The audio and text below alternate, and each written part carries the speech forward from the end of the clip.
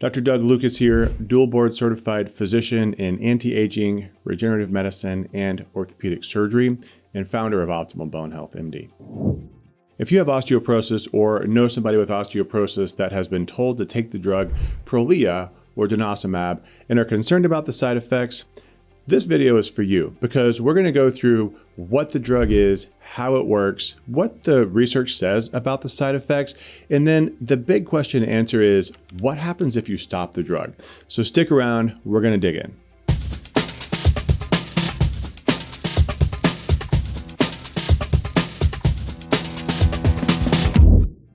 All right, so we get a lot of questions about the drug Prolia or Denosumab because it is relatively new. It's very popular. It has a big percentage of the market share for patients treated with pharmaceuticals for osteoporosis.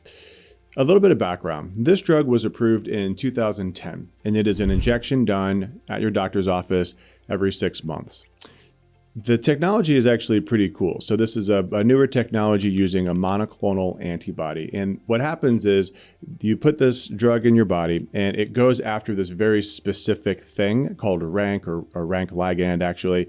And it's kind of just works on the key and lock mechanism like a lot of enzymes and hormones do. And basically it just binds the lock side of it. So it binds the thing that prevents the key from going in. So it really prevents osteoclasts or the cells that make bone from becoming osteoclasts and then subsequently from making bone. So the technical term for that is it prevents differentiation of the cells and it prevents the activity, therefore, of the cells because they didn't become the cells. So the conversation around this drug is really twofold. And we're going to talk about what happens if you come off the drug. And that's ultimately what people end up talking about.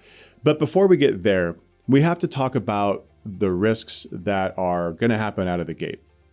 Every time you take a drug, take a supplement, do anything, there are always risks, and drugs are certainly no exception. So what are the risks that we worry about here? Well, if you compare Prolia to any of the bisphosphonates like Reclast or Fosamax, one of the big benefits, particularly of the oral bisphosphonates, is that there are no GI side effects, or at least there shouldn't be. So you do not get the same stomach pain, the esophageal irritation, having to stand up after you take it and all that stuff. So it's an injection, you can skip all of that. But there is a significant increase in the risk of flu-like symptoms, just like bisphosphonates, bone pain, muscle pain, and then the osteonecrosis of the jaw and atypical femur fractures, these two really severe risks that we worry about with bisphosphonates, they do exist in Prolia as well, although, as we'll see when we talk about the research, they don't come until later on. And then unique to Prolia are these infection risks. So there's actually an increase in severe infections, skin infections, bladder infections. And the reason why that happens for Prolia and not for bisphosphonates is because the mechanism, again, goes back to the level of osteoclasts before they're even osteoclasts. So one of the things we teach our patients and clients is that when the cells, your stem cells in your bone are becoming osteoclasts, they have the potential to become one of two things. And so they can either become osteoclasts or they can become what's called macrophages. Macrophages are part of the immune system.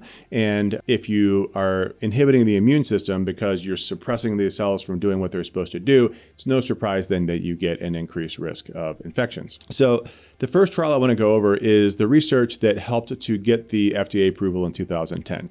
So this was a study that was published in the New England Journal of Medicine. Obviously, big impact journal, a massive study. This was, again, published in 2009, but it was a trial that looked at Prolia versus placebo. So this is what you do if you're going to get a drug approved by the FDA. And so big study, almost 8,000 women with T-score of -2.5 to -4. So this is probably most of the people watching this video. They took the drug for 36 months. So every 6 months, they had an injection of the drug. And then in the study, they looked for vertebral fractures and non-vertebral fractures, specifically hip fracture. And of course, they measured things like morphometric vertebral fracture, which I've talked about before, and I'll talk about again, hip fracture and bone mineral density, and of course, complications. And so the results were pretty impressive. So before I get into what the results showed, I want to just take a moment to talk about the statistics around this. And I'm sorry to have to do this. And if you have heard this before, you can skip forward by like a minute. So the results come out in these two forms called relative risk versus absolute risk. Relative risk is basically saying, comparing one group to another, what is the difference if you were just to divide those two out? So when I use a very simple example of, let's say a study that had 200 patients, and in one group there were 100 patients and another group there were 100 patients. And then if one group had, let's call it an incidence of hip fracture of 1, let's call that the intervention group, like the drug group. And the other group was the placebo group. And that placebo group had 2 fractures. So then the relative risk of that would be calculated out, and it would be 50%, meaning there's a 50% reduction in fracture, right? 1 is half that of 2, 50% reduction. The other term that we use, or is rather used in studies, is the absolute risk reduction. And so if the absolute risk reduction in that very simplified example would be, it's 2% if you have 2 out of 100 in the placebo group, and 1% if you have 1 out of 100 in the intervention group. So actually the 2% minus 1% is 1%. So that's an absolute risk reduction of 1%. So just think about that for a second as we talk about these study statistics, which show that there is a relative risk reduction of a X-ray relevant morphometric vertebral fracture of almost 70%, so 68%. They can then claim that there's a 68% fracture reduction. But those are fractures on X-ray, not necessarily noticed by the patient, and that's a relative risk reduction. The absolute risk reduction was actually closer to 5%. It was just under at 4.9%, which is still clinically relevant. But those are obviously two very different numbers. Hip fracture risk actually went from 40% of relative risk down to 0.5% absolute risk reduction. And I think that's really important because obviously we want to prevent all fractures if possible, but as a surgeon, I really want to prevent hip fractures. And really Prolia over the course of 3 years only had a 0.5% absolute risk reduction. So that's a little concerning for me that it's not as impressive as I would hope, although still obviously clinically relevant and especially with vertebral fracture. The bone mineral density did increase, as you would anticipate, almost a little over 9% in the spine, right at 6% for the total hip. So when you look in the abstract of this study, you can actually see where they very clearly state all of the relative and absolute risk reduction and everything. And then at the end, they say there was no increase in the risk of cancer, infection, cardiovascular disease, delayed fracture healing, or hypocalcemia. And there were no cases of osteonecrosis of the jaw and no adverse reactions to the injection of denosumab. Wow. So there were like no side effects. That's amazing. Especially when they say there were no adverse reactions to the injection. That's 8,000 women every 6 months getting an injection. That's a lot of injections to not have any adverse reactions. So a little bit of a red flag for me reading this study. So then when we actually look deeper into the study, and this is available to read, you can dig into this. When we look deeper into the study past the abstract, what we see is that there were actually some side effects that were noted to be clinically significant that they just decided not to put in the abstract. One of them was eczema. So that was reported in 3% of subjects, over 1.7% in the placebo group, and that was clinically relevant. Another clinically relevant one was flatulence, which is odd that they even asked that question, but interesting that came up. I can't think of a mechanism behind that. Another one that came up that was a little confusing to read in here is they talk about the incidence of serious adverse events of cellulitis. Serious adverse events of cellulitis. And that was clinically significant too. So there were 12 people that had a serious adverse event of cellulitis versus 1 in the placebo group. But then they go on to say that there's no significant difference in the overall incidence of adverse events of cellulitis. So I think what they're saying there is there were more serious infections, but not overall infections, which is then why they can say that there was no increased risk of cancer or infection or cardiovascular disease. I feel like that's misleading. All right, so what else did this study show us? So the study showed us that they obviously reduced fracture risk, they increased bone mineral density, and they also measured bone turnover markers, which is great. I love bone turnover markers. So if you look in the study, you can see that C-telopeptide, or CTX, which is what we use, which is great. C-telopeptide levels were decreased by 86% at 1 month, 72% at the 6-month mark before the repeat, and then again at 72% at the 36-month mark. So that's a big reduction in CTX, actually. So as you would expect, they're decimating bone breakdown, which is the goal. Great. But then they go on to say levels of P1NP, a marker of bone formation. These were 18, 50, and 76% below those in the placebo group at the same time points. So what that tells me is that bone production, osteoblast work, bone formation is getting reduced, and it is getting worse over the course of the 3 years. It actually doesn't start out that suppressed, but it gets worse over the course of the 3 years. Okay, so then a lot of doctors would look at this and say, okay, well, this seems better than bisphosphonates. We don't have the side effects. We don't have the atypical femur fractures and osteonecrosis of the jaw. So this must be the answer. And it became very popular, right? So this is a very common way to treat osteoporosis. And it's because there is the thought that you can continue to take this beyond what you can do for bisphosphonates, which is 3 years or 5 years, depending on the drug that you're on. But we don't really know how long you can take it. And then we also don't know what happens after you come off of it, because if we continue to increase BMD, even if it reduces fracture in the short term, what happens if you suppress both CTX and P1NP over time? And we know from the studies on bisphosphonates, the answer is more osteonecrosis of the jaw and atypical femur fractures. But is there any evidence to support that? Well, there actually is. So hold on to that thought. We're going to talk about the long-term results and what happens if you come off the drug in just a second. All right, so if you're finding this helpful, please click the subscribe button. The more people that subscribe, the more likely this video is to be recommended to people that are looking for these answers. So please help them out by helping me out. If you like it, please click the like button, same thing. And if you sign up for notifications, we'll let you know when we have new content available. If you know anybody that would benefit, you can share this directly with them. Just click on the share button. That's an easy one as well. If you want to learn other tips and tricks that you could potentially do at home, check out our free masterclass. The link is in the description below. And if you want to talk to one of our team members about how we manage osteoporosis and what it looks like to work with us and our different options, then look for this link up here. This will take you to a form that you can fill out and you can get on their schedule. And lastly, and excitingly, we now have a free ebook that I wrote myself on osteoporosis and what I consider to be an osteoporosis breakthrough. So look for that link in the description below as well. It should be live by the time this video is published. All right, so the question you're probably asking yourself is, can I take this drug forever? Do I have to take this drug forever? And what happens if I come off of this drug? I've heard that your bone just falls apart. And I'm really worried about this. And I see a lot of fear around this for people that started taking the drug before they knew anything about it, and now they're afraid to come off of it. So fortunately, there is some evidence to support what happens at the up to 10-year mark of taking the drug, and also some evidence to say what has happened to the patients who have discontinued this drug that were being monitored by this trial. So we have relatively good evidence to go off of. The design of the trial that I initially mentioned, that 36 months of Prolia, was actually designed to then become an extension trial. So smart design, a certain subset of those people continued on. They changed the way that they did the trial. It became open label. People knew that they were on it. And if they were on placebo, they had the opportunity to go on the drug. So then they followed those people up to the 10-year mark. So what did they see? Well, what this trial that was published in 2017, what this shows is that there was an increase of bone mineral density that continued to increase. The fracture rates continued to stay low, so it did what it was supposed to do, right?